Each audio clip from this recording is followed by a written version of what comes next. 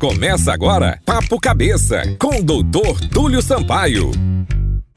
Olá, meus amigos, mais uma vez aqui no nosso Papo Cabeça semanal. Dr. Túlio Sampaio aqui falando. E mais uma vez aqui com meu amigo Zé Luiz Menezes. E hoje nós vamos tratar de tireoide, né? Vamos destrinchar esse assunto que é muito comum, dúvidas de pacientes no consultório. Então hoje a gente vai pegar todo o conteúdo de tireoide e vamos simplificar para que você entenda o que é a tireoide, o que pode acometer e quais as implicações das doenças relacionadas à tireoide. Muito bem, gente, estou aqui de volta, estou aqui dando uma de penetra aqui nesse quadro maravilhoso, trazendo as dúvidas e perguntas, né, que os nossos internautas e também telespectadores e ouvintes sempre buscam para que o Dr. Túlio possa nos responder. E hoje vamos falar de tireoide. Tem muitos mitos e verdades sobre esse sintoma, sobre essa enfermidade, né, Dr. Túlio? Mais uma vez, satisfação em vê-lo. Ok, muito obrigado pela presença. E é verdade, a tireoide, ela é um motivo de confusão muito grande na cabeça dos pacientes. É comum o paciente chegar no consultório e dizer: doutor, eu tenho tireoide. Mas o que a gente precisa diferenciar é tireoide e nódulos de tireoide. Então, assim, todo mundo tem tireoide. Tireoide é uma glândula extremamente importante na regulação do metabolismo da gente, certo? Outra coisa é nódulo de tireoide, que pode ser um câncer de tireoide. São duas entidades diferentes. Basicamente, duas condições podem acometer a tireoide. Uma doença funcional, que diz respeito à produção excessiva ou reduzida do hormônio da tireoide, que é o T4, tá certo? T3 e T4.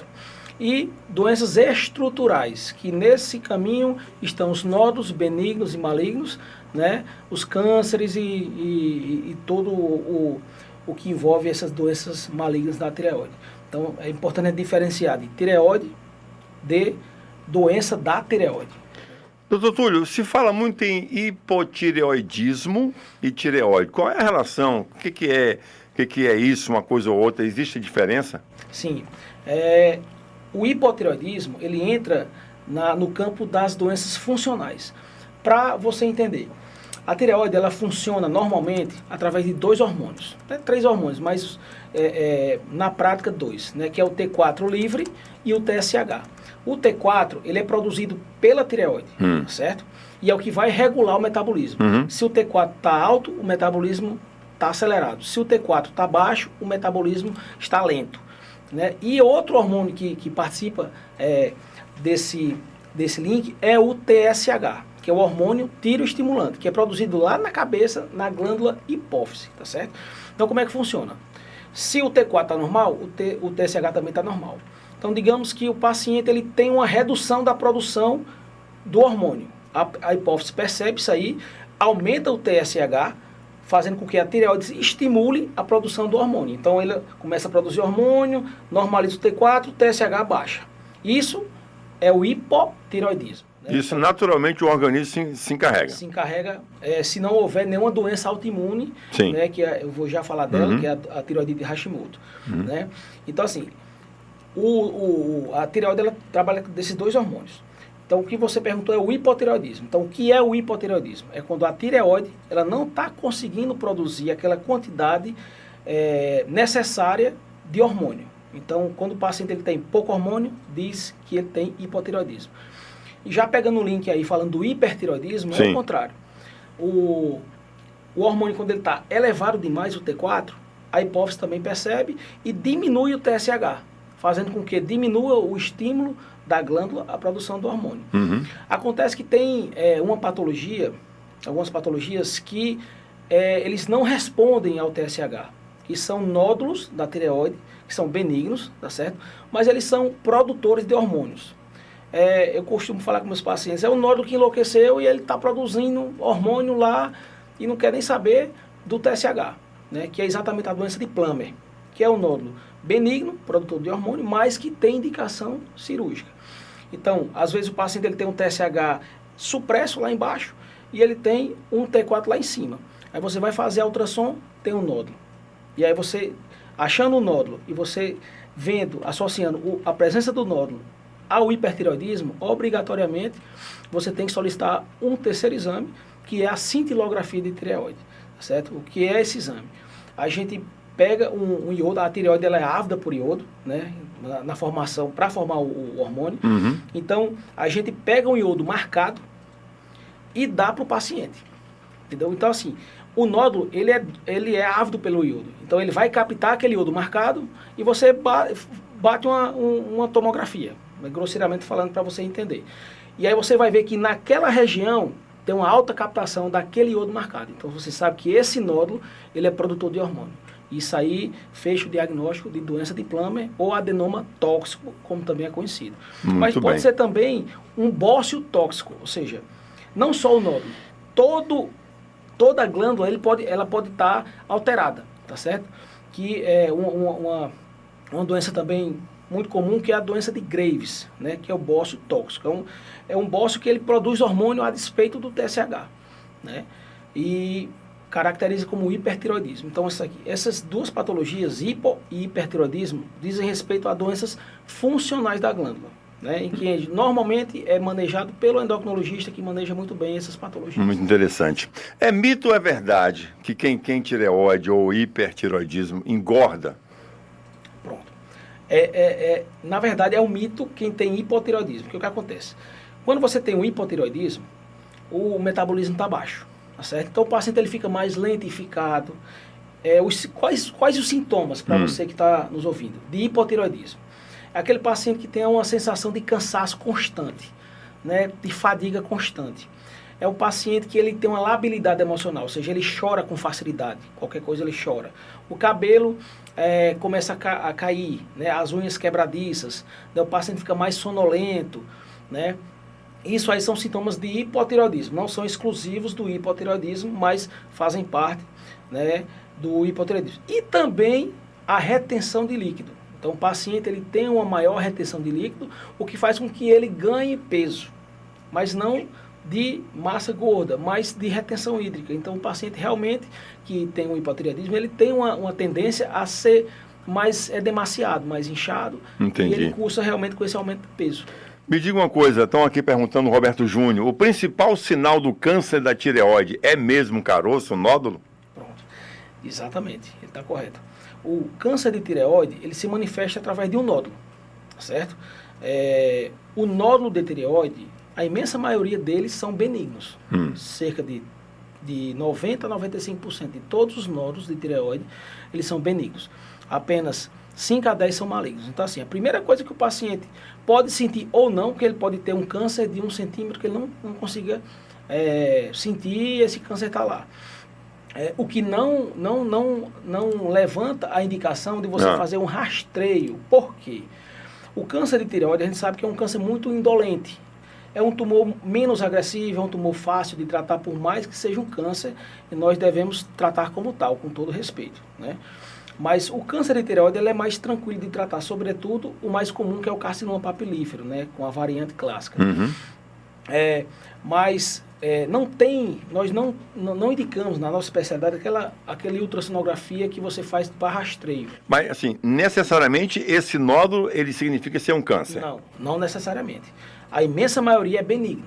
A imensa maioria, 90 a 95. De cada 100 pessoas que tem nódulo de tireoide, 90 a 95 não é câncer. O senhor sabe que quando se fala em nódulo, os pacientes, como você já falou aqui, o paciente entra em desespero e isso pode trazer uma consequência psicológica até para o tratamento do paciente. Com certeza. Eu costumo receber esses pacientes já extremamente ansiosos, nervosos, porque passou por algum outro médico, algum colega que não tem o conhecimento, não tem a vivência de manejo desses pacientes, e o paciente ele chega abalado psicologicamente e, na maioria das vezes, aquele nódulo não diz respeito a um câncer, tá certo? A gente tem que investigar, achou o nódulo, a gente obrigatoriamente tem que investigar. E como é que a gente investiga? Ultrassonografia. Na ultrassonografia, existe uma classificação que a gente usa muito para basear a nossa conduta. É uma classificação internacional. Se você tiver com esse exame aqui, levar para o Japão, levar para a Alemanha, levar para os Estados Unidos, todo mundo vai saber o que é aquela classificação, que é a classificação de TIRADS, né? ele avalia o grau de suspeição do nódulo. Então, assim, o T-Radius ele vai avaliar o grau de suspeição e vai basear a nossa conduta. Então, nós já temos essa tecnologia para saber isso. Sim.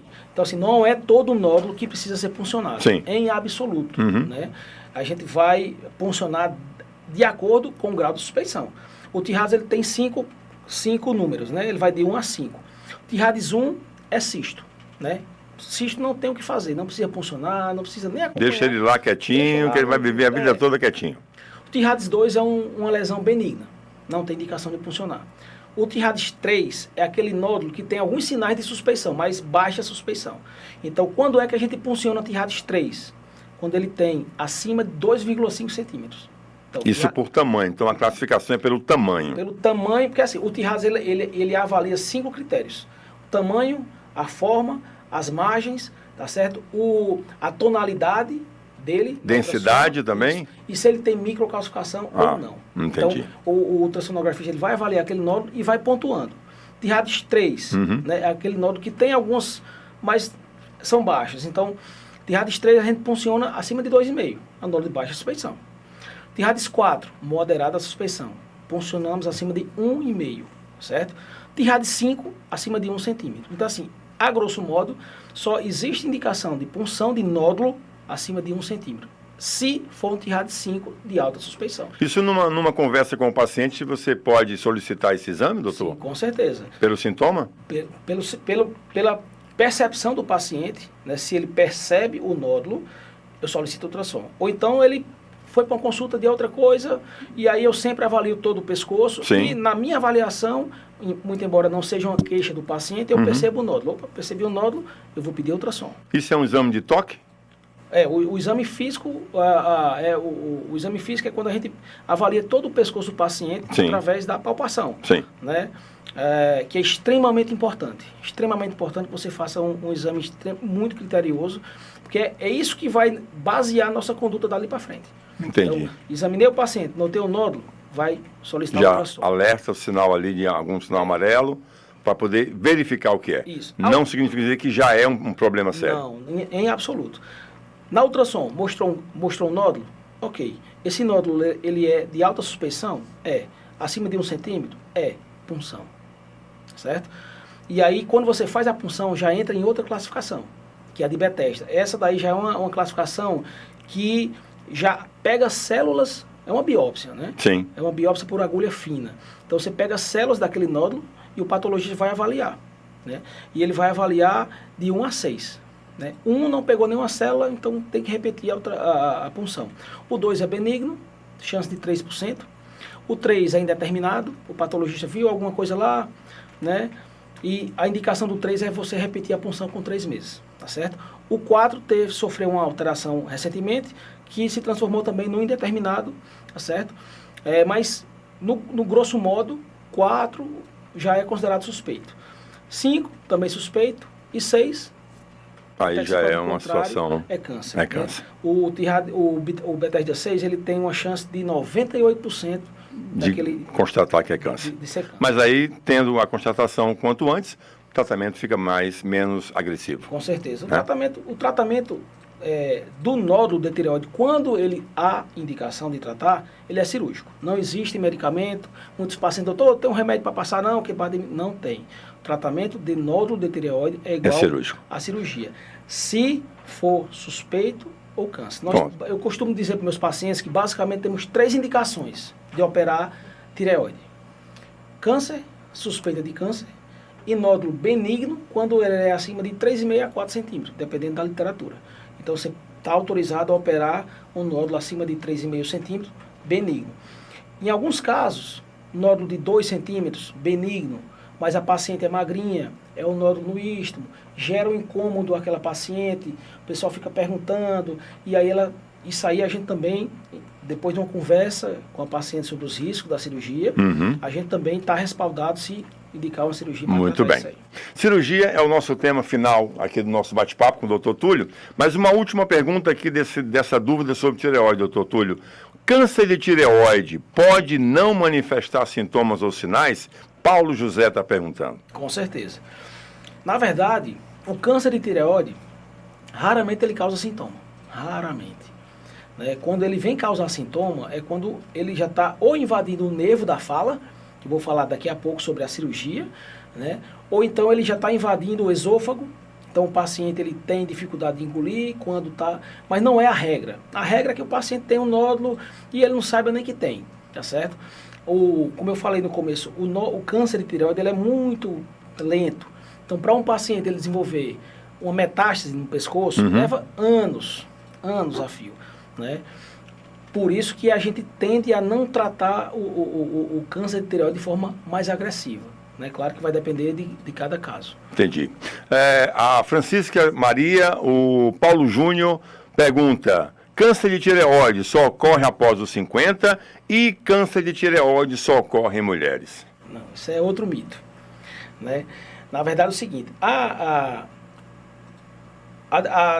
idade? A diferenciação de homem e mulher, né, ela é parelha. Né? Não tem um percentual de mais ou menos para um... A mulher ela tem uma leve tendência a ter, a ter mais nódulo do que o homem. E tem uma curiosidade.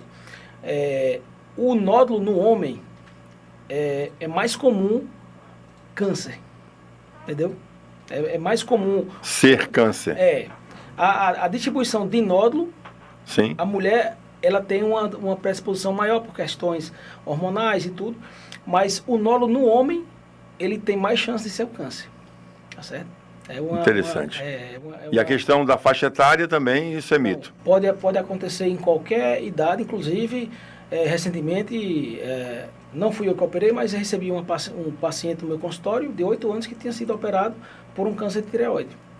É raro acontecer, tá certo? Mas pode acontecer. Então, assim, pode acometer qualquer idade, tá certo? Todas as idades, homem como mulher. Tanto homem quanto mulher. Estamos conversando com o Dr. Túlio Sampaio, ele que é médico de cabeça e pescoço, atende aqui no município de Aquiraz, especializado em cirurgia nessa área. E hoje o papo é sobre tireoide, mitos e verdades. Vamos entrar em cirurgia? Vamos. Agora vamos para a sala de cirurgia. Doutor, a grande dificuldade das pessoas de aceitarem essa questão é o passo para ir para a mesa de cirurgia, para a sala de cirurgia. O que é uma cirurgia de tireoide? Quais são os medos, os mitos, verdades? Dizem que quem faz cirurgia de tireoide perde a voz, quem faz cirurgia de tireoide com o tempo passa a engordar muito, ou perde até as funções sexuais, né? O estímulo sexual. O que isso tem a ver com cirurgia de tireoide? Como eu falei anteriormente, câncer de tireoide é igual a cirurgia, certo? Antigamente, há 10, 15, 20 anos atrás, os tratamentos do câncer de tireoide eram muito mais agressivos, né? Só que com o passar do tempo, a gente percebeu que não precisava você oferecer uma cirurgia tão agressiva, um tratamento tão agressivo para o paciente. Um exemplo, um grupo de pacientes com nódulo de 1 centímetro. Esse paciente foi submetido a tireoidectomia total, esvaziamento cervical, radioterapia, certo? E o outro grupo de paciente de 1 centímetro fez só uma lobectomia, tirou só um lado da tireoide, certo? Pegaram esses pacientes e acompanharam por 20 anos, e ao final desses 20 anos viram que o grupo que foi submetido a um tratamento mais radical apresentava uma taxa de sobrevida muito próxima, muito parecida com os pacientes que foram submetidos a cirurgias uma cirurgia assim, superficial, menos agressivas. Então, assim, o tratamento é igual à cirurgia. A cirurgia ela pode ser total ou parcial, isso vai depender de vários fatores, né? A gente pode até depois aprofundar mais, mas o tratamento é a cirurgia. E a cirurgia tireoide, por mais que seja muito segura, é importante que se diga, é uma cirurgia extremamente segura, nós fazemos muita cirurgia de tireoide, mas ele tem algumas particularidades, né? É uma cirurgia feita sob anestesia geral, então tem os riscos envolvidos com anestesia geral, o paciente entubado e tudo. Tem os riscos de sangramento, infecção, como toda cirurgia, mas tem um fator que são 2 fatores, na verdade. O nervo laringeu recorrente, né, que é o nervo da fala. Nós temos 2 nervos, passa de cada lado do pescoço. Esse nervo, ele passa por baixo da tireoide e entra na laringe. Ela vai inervar as pregas vocais. Então, são elas que fazem as pregas vocais fazerem o som, né? Raro acontecer. A vibração. Isso, raríssimo acontecer. Menos de 1% dos casos durante a cirurgia, esse nervo ser lesionado. Se o paciente tiver lesão de um nervo, aquela prega vocal, corda vocal daquele lado, ela vai ficar parada. Então o paciente ele fica rouco, certo? Se houver uma lesão bilateral, ou seja, os dois nervos serem lesionados, vai ter uma paralisia bilateral, o paciente vai perder a função da laringe e vai ter que fazer uma traqueostomia, certo? Mas é extremamente raro isso acontecer. Mas o paciente precisa saber disso aqui. Sim, todos os meus pacientes saem do consultório sabendo. Então, assim, falando, todo paciente que perde a voz, não. Só há alteração na voz se houver lesão do nervo. Se não houver, na imensa maioria das vezes o paciente sai com a voz normal. Outro fator importante da cirurgia que o paciente precisa saber são as paratireoides, né? Nós temos 4 glândulas, 2 de cada lado, fica atrás da glândula, que temos que preservar. Por quê? São glândulas extremamente importantes para regular o cálcio do organismo. Então, se você faz uma tireoidectomia total e você ou desvasculariza aquela glândula e ela necrosa, ou você tira junto com a cirurgia, esse paciente ele não vai ter mais capacidade de regular o cálcio. Então, ele precisa tomar doses altíssimas de cálcio. Tem paciente que toma 20 comprimidos por dia, tá certo? Mas também é raro isso acontecer. Sim. Tá bom? Mas o paciente precisa saber. Então, essas são as questões. Então, assim, quando você vai indicar um tratamento cirúrgico da tireoide, você tem que botar numa balança o risco que o paciente tem que saber. Se vale realmente a pena fazer ou não. E o benefício. Vou dar um exemplo. O paciente tem um nódulo de 0,8, puncionou Bethesda 2, benigno. Tá certo? E aí você vai botar na balança. O risco é lá em cima. O benefício que ela vai ter? Nenhum. Então é melhor nem mexer. Então você não opera. Isso é que os pacientes não entendem, não conseguem entender. Porque vai virar um câncer, mas o risco que você vai ser submetido é muito maior do que o benefício, então a gente não opera. Entendeu? No caso do câncer, não tem dúvida. Tem que tirar. A gente vai avaliar se vai tirar total ou parcial. Se a gente faz uma total, a gente mexe nos 2 nervos e nas 4 para. Se você faz uma parcial, que também está respaldado na literatura, você só vai mexer de um lado. Então, do outro lado, vai ficar normal. Então, o paciente não vai ter hipopara e nem vai ter lesão bilateral do nervo. Então, a gente reúne todos os fatores, se o paciente tem nódulo só de um lado, se é do outro, o tamanho, tá certo? A possibilidade do paciente precisar de um tratamento pós-cirúrgico, que é a radioterapia, tá certo? Porque se o paciente precisar fazer um iodo, dependendo do tamanho, né, dependendo da variante, ele vai ter que... não pode ter a glândula, então tem que ser uma total, tá certo? Então, assim, são vários fatores que, durante a consulta, avaliando os exames, conversando com o paciente, a gente decide qual o melhor tratamento. Então, assim, a cirurgia de tireoide é muito segura.